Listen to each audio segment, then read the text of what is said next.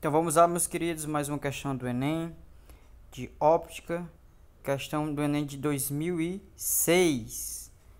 Vamos lá. A questão diz o seguinte: algumas crianças, ao brincarem de esconde-esconde, tapam os olhos com as mãos, acreditando que, ao adotarem tal procedimento, não poderão ser vistas.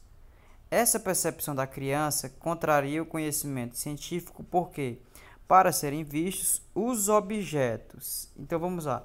Para um objeto ser visto, ele precisa de quê? Qual é a condição que ele precisa obedecer? Ele precisa ser uma fonte de luz. Ele precisa, de alguma maneira, emitir ou refletir luz. E quando é que isso acontece?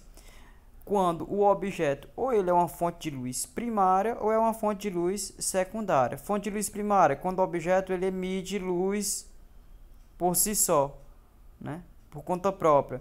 O sol é uma fonte de luz primária, uma lâmpada acesa é uma fonte de luz primária, uma vela, conforme nós vimos em outras aulas aí que vocês podem procurar aí na playlist sobre óptica, tá bom? Isso já está muito bem explicado. Então, quando o corpo emite luz própria, tem luz própria, a gente chama de fonte de luz primária. Quando ele apenas reflete a luz vinda de um outro lugar, aí a gente chama de fonte de luz secundária. Então, nós, a criança, o adolescente, o adulto, enfim, a pessoa é uma fonte de luz secundária, obviamente, né?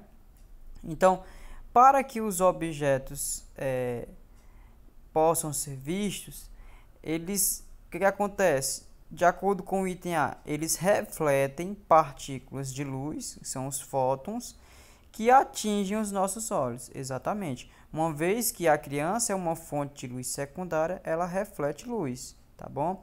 Então, de cara aí, o item correto é o item A.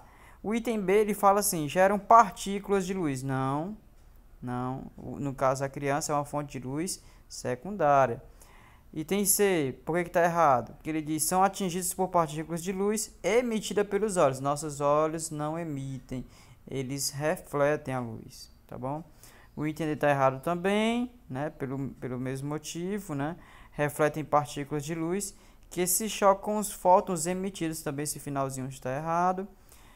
E o item E são atingidos pelas partículas de luz emitidas pela fonte externa e pelos olhos, também errado. Uma vez que você consegue identificar que nossos olhos não emitem luz, de cara você já elimina aí praticamente todos os itens, sobrando apenas o item A, tá bom?